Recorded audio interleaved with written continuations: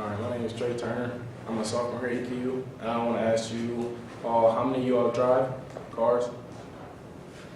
Okay, well, I'm a business major here at EKU, and I didn't really wonder about it until high school.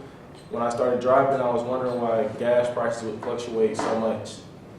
And then I never really put any thought into it until, well, I'm a business major. I spent a lot of time at the Business Technology Center across the bypass.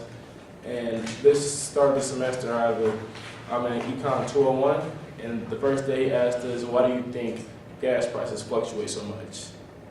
And of course, my answer was that because the owner of the gas station just wants to make a larger profit, or because of the price he gets for gas, it goes up or goes down.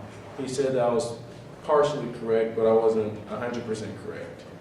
And the actuality is that it's because of a sliding scale. Okay. And it's like a chart like this right here. And right here, this will be the price side of the diagram, and this will be the quantity side of the diagram. The quantity will be like the amount of gas, and the price will be the price he set for the gas. And then this will be the supply curve. The supply curve is just the amount of gas that he has in his gas station. And then this would be the demand curve. And the demand curve is us. So in actuality, we determine what gas prices will be and whether they go down or go up.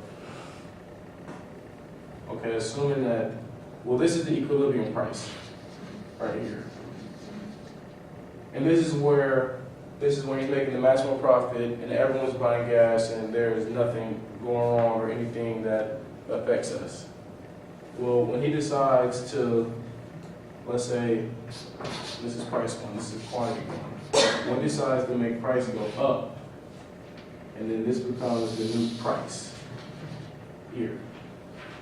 Then, of course, when gas goes up, price goes up, no one decides to buy as much gas. We'll just say, we'll get it later, gas will go down, and then the supply eventually goes up.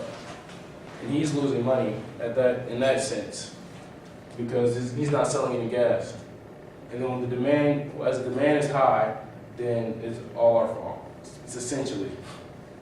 So then, of course, as the demand goes down, the supply goes up, and as the supply goes down, demand goes up. Okay? And then when there's a lot of supply, he has to make the price deteriorate and make it go down, because he hasn't sold any gas, he's not making any sort of a profit anymore. But then when prices are too high and no one's buying gas, he's losing money, and he's not essentially making any money, correct? And then this is what we call a surplus here, over here in this area. And the surplus is not what he wants at all, because the surplus is when he's losing money, essentially, because gas prices are too high and we're not spending it. And then let's say prices drop too low, and then the new price is here. Okay. And then this is what we call a shortage. A shortage, that means that he's selling gas essentially too fast. And when he's selling it too fast, that means his profit isn't as much as it should be, or as much as it could be, essentially.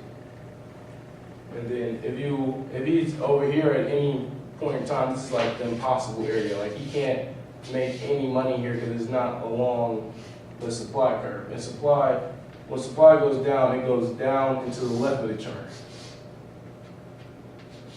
And then when demand goes down, it goes up into the right. Up into the left, I'm sorry. And then my economics teacher, Dr. Houston, told me that back when he was young, that gas was cheap. And then when it was cheap, it was like $5 to $10 to fill up your entire car. And lines were essentially too long. The gas station line was too long, and you would say, I'll just get the gas tomorrow or something. So the gas station wasn't making any money. And you would rather spend sort of the extra $2 a gallon than wait in line for an extra 3 hours, essentially. And then he said when gas prices are too high, we just find alternatives. Like, and when it was the recession in like 2008, we all found alternative vehicles such as mopeds, or they started creating econ cars, and where cars would get 40 miles to the gallon. And that's just how it happened. So if you think about it, then that's why gas prices are so high. Okay. Thank you.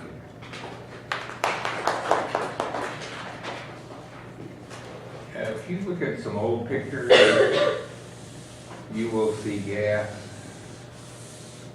for like 32 cents a gallon.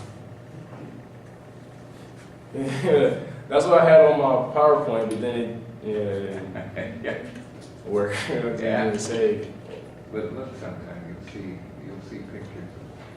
Of course, the whole, I mean, that still was not in our 32 cents a gallon. yeah. Mine right now, but anyway, it is very, very good. Okay, who's got a question? Taylor.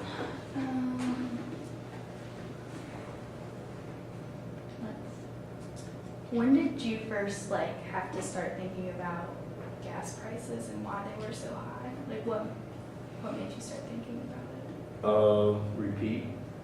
Oh, well, she asked when did I start thinking about gas prices and why are they so high?